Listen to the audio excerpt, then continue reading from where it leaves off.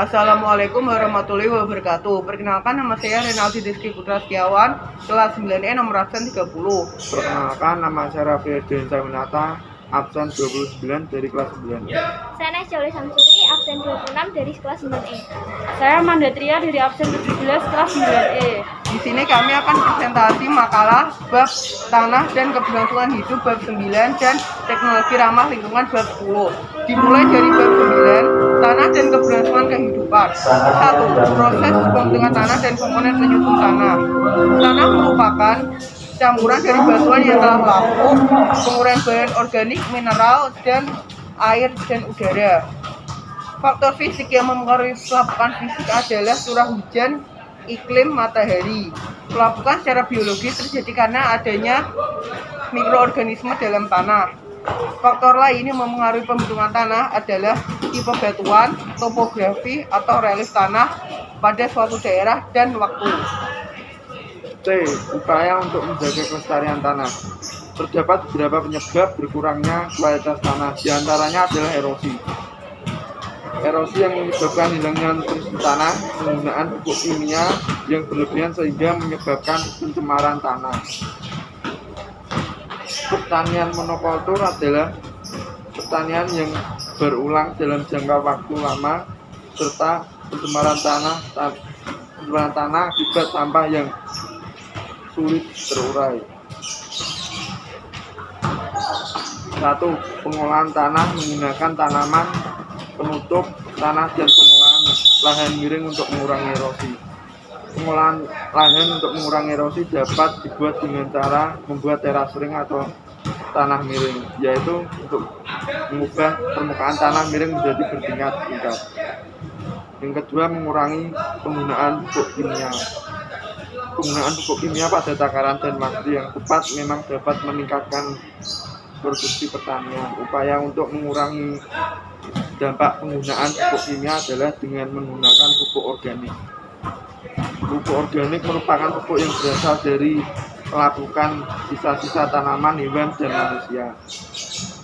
Yang ketiga, pengolahan tanah yang tepat untuk pertanian monokultur. Pertanian monokultur merupakan penanaman satu jenis tumbuhan pada suatu lahan dalam jangka waktu tertentu atau sesuai dengan umur tanaman.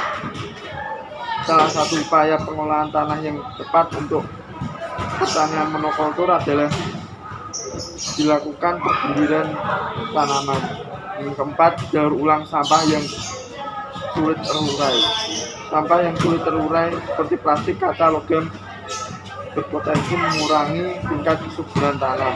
Mikroorganisme dalam tanah memang dapat menguraikan sampah tersebut, namun membuat waktu yang sangat lama.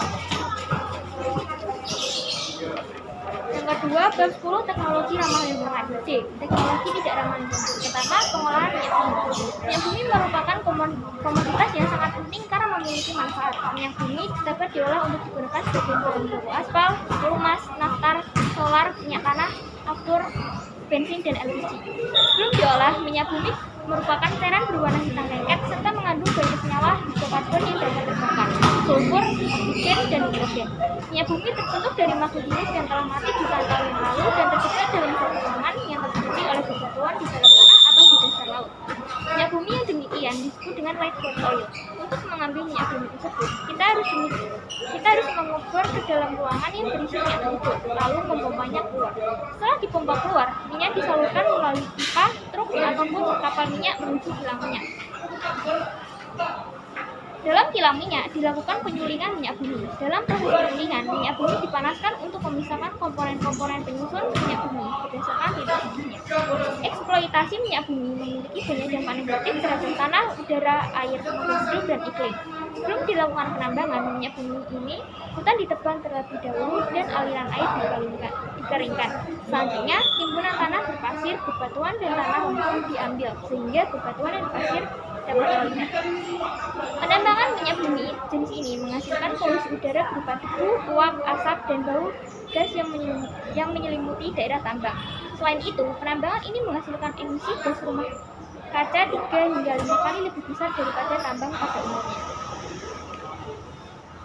Batu bara merupakan bahan bakar fosil berbentuk padat yang terbuat dari tanaman yang telah dikubur selama 300 sampai 400 juta tahun. Kemudian terpapar panas yang tinggi selama jutaan tahun. Saat ini, ada banyak pembangkit listrik yang menggunakan batu bara untuk menghasilkan listrik, termasuk Indonesia. Batu bara merupakan bahan bakar paling kotor daripada bahan bakar lainnya. Bahkan sebelum batu bara dibakar, proses produksi batu bara mencemari lingkungan, termasuk air dan udara. Di dalam batu bara terkandung banyak karbon dan sulfur. Ketika dibakar, sulfur akan dilepas dengan bentuk gas belerang. Pembakaran batu bara juga menghasilkan partikel karbon hitam dalam jumlah yang sangat banyak. Partikel ini dapat masuk ke dalam paru-paru dan menyebabkan penyakit pernafasan. Sekian, terima kasih dari kami. Apabila ada kesalahannya, mohon maaf yang sebesar-besarnya. Wassalamualaikum warahmatullahi wabarakatuh.